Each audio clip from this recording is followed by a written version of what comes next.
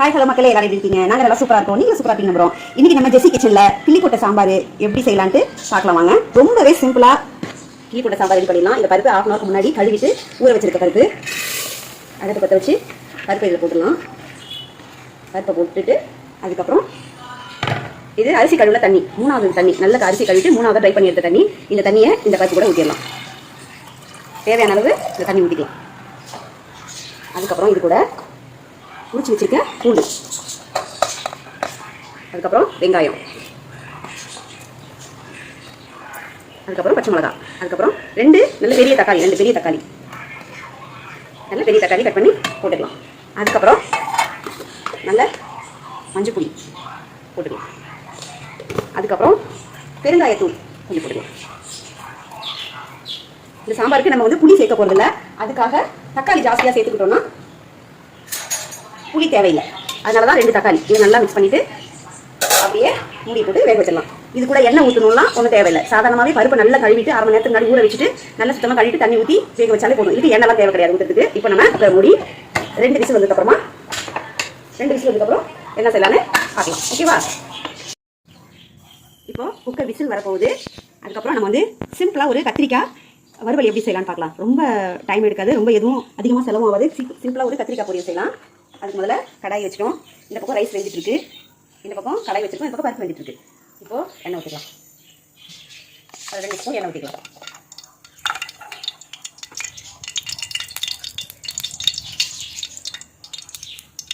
எப்பவுமே எண்ணெய் நல்லா சூடானதுக்கு அப்புறமா தான் கடுகு போடணும். இப்போ கடுகு போட்டுக்கலாம்.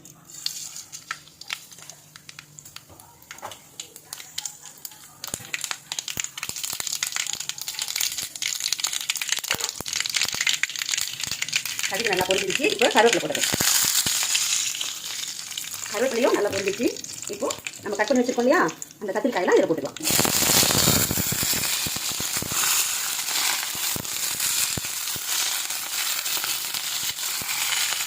எல்லா கத்திரிக்காயும் இதில் போட்டுக்கலாம்.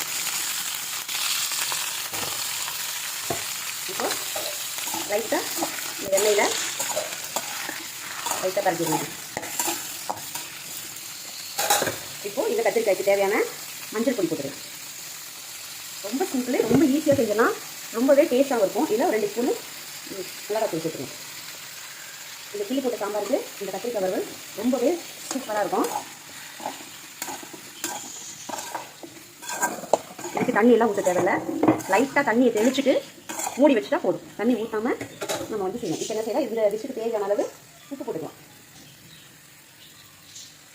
உப்பு போட்டுட்டு நல்லா மிக்ஸ் பண்ணி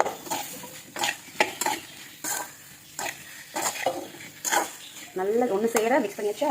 இப்போ என்ன பண்ணலாம், லைட்டாக தண்ணியை கையில் ஊற்றி இப்படி தொளிச்சுட்டு இப்போ இதை ஒரு மூடி போட்டு வேக வச்சிடலாம். மூடி போட்டு வேக வச்சுட்டு வெந்ததுக்கப்புறம் எப்படி இருக்குன்னு பார்க்கலாம். இப்போ சாப்பாடு ஒரு பக்கம் புளி வர பார்த்துட்டு ரெடி ஆகிடும். இப்போ இப்போ அதுக்கப்புறம் கத்திரிக்காய் மசாலா போட்டு வச்சோம் இல்லையா, கத்திரிக்காய் வறுவல் அது ரெடி ஆகிட்டே இருக்குது. ஆல்மோஸ்ட் ரெடி ஆகிடுச்சு. இப்போ மசாலா போட்டு வெறும் மஞ்சள் தூள் மிளகாத்தூள் போட்டு நம்மளோட கத்திரிக்காய் வறுவல் இப்போ ரொம்பவே சிம்பிளாக ரொம்ப டேஸ்ட்டாக ரெடி ஆகிடுச்சு. இப்போ இதை ஆஃப் பண்ணிக்கலாம். கத்திரிக்காய் ரெடி ஆகிடுச்சு. இதை ஆஃப் பண்ணிவிட்டு பருப்பு வேக வச்சுக்கணும் இல்லையா, இப்போ நம்ம திறந்து பார்க்கலாம். பருப்போ சூப்பராக வெந்து ரெடி ஆயிடுச்சு நமக்கு. பாருங்கள், 2 விசில் 1/2 மணி நேரம் ஊற வச்சு 2 விசில் வச்சு எடுத்த பருப்பு ரெடி ஆயிடுச்சு. இப்போ இதில் என்ன செய்யணும், இதுக்கு நமக்கு தேவையான அளவு சாம்பார் எவ்வளோ தேவையோ அந்த அளவுக்கு தண்ணி ஊற்றிக்கணும். தண்ணி ஊற்றி இது கூட கொஞ்சம் இந்த சாம்பாருக்கு தேவையான அளவு உப்பு போட்டுக்கலாம். உப்பு பார்த்து போட்டுக்கலாம். பத்தலைன்னா அதுக்கப்புறம் சேர்த்துக்கலாம். ஜாஸ்தி ஆயிடுச்சுன்னா யாருமே சாப்பிட முடியாது. அதனால் இந்த பருப்பை இறக்கி வச்சுட்டு இதுக்கு ஒரு தாளிப்பு கொடுத்துடலாம். அடுப்பில் கடாய் வச்சுட்டு கடாய் நல்லா சூடாகட்டும்.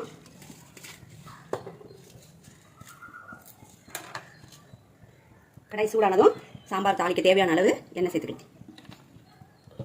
ஜாஸ்தியாக எண்ணெய்லாம் தேவையில்லை, நார்மலாக எண்ணெய் ஊற்றி தாளிச்சாலே போதும். இப்போ எண்ணெய் நல்லா சூடாயிடுச்சு.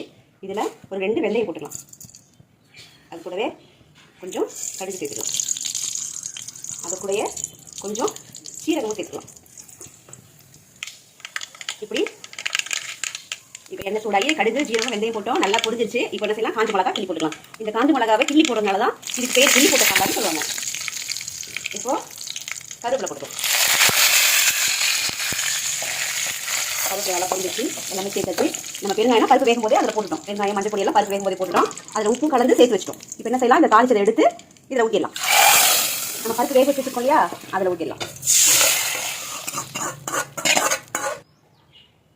தாளிச்ச பருப்பை இப்போ நம்ம தூக்கி அடுப்பில் வச்சுட்டோமா, இதை லைட்டாக இது வந்து பருப்பு இப்படி 1-2 அந்த பருப்பு இதில் இருக்கணும். இதில் 1-2 பருப்பு இருக்கும்போது நல்லா டேஸ்ட்டாக இருக்கும். அப்போ தான் நல்லா மட்டை போட்டு குழைய நம்ம வந்து தாளிக்க தேவையில்லை. பாருங்கள், வீட்டில் காய்கறி இல்லை, வாரத்தில் லாஸ்ட் நாள் ஆயிடுச்சுன்னா வீட்டில் காய்கறி நமக்கு இருக்காது. சாட்டர்டே டயத்தில் நமக்கு இருக்காது. ஏன்னா ஞாயிற்றுக்கிழமை நம்ம வந்து நான்வெஜ் கண்டிப்பாக எல்லா வீட்லையும் செய்வோம். சனிக்கிழமைக்கு நமக்கு வந்து காய்கறி இல்லைன்னா இல்லாத பட்சத்தில் இது மாதிரி ஒரு பருப்பு சாம்பார் தண்ணியாக கிள்ளி போட்ட பருப்பு சாம்பார் வச்சு சாப்பிட்டோம்னா ரொம்பவே டேஸ்ட்டாக இருக்கும். இதையே நைட்டு டின்னருக்கு இட்லி, தோசை, சப்பாத்தி எல்லாத்துக்கூடவும் இதை நம்ம சாப்பிடலாம். இப்போ இந்த சாம்பார் ஒரு கொதி வந்ததுக்கப்புறமா மல்லி கருவேப்பிலை போட்டு இறக்கலாம். எல்லாம் தேவையான அளவு தண்ணி ஊற்றி எல்லாம் ரெடி பண்ணி வச்சிட்டோம். இறக்குற சமயத்தில் மல்லி கருவேப்பிலை தூவி நம்ம இறக்கிக்கலாம். இப்போ கொஞ்ச நேரம் மூடி வச்சிடலாம். இப்போ பாருங்கள், சாம்பார் நல்லா கொதிச்சிருச்சு. இதில் நம்ம வந்து கருவேப்பிலை போட்டுட்டு நல்லா இப்போ கொத்தமல்லியை நல்லா ஒரு பொடி அளவு கொத்தமல்லி எடுத்து அடுப்பை சிம்மில் வச்சுட்டு நல்லா இப்படி பொடிசாக கட் பண்ணி அப்படியே நல்ல பொடிசாக கட்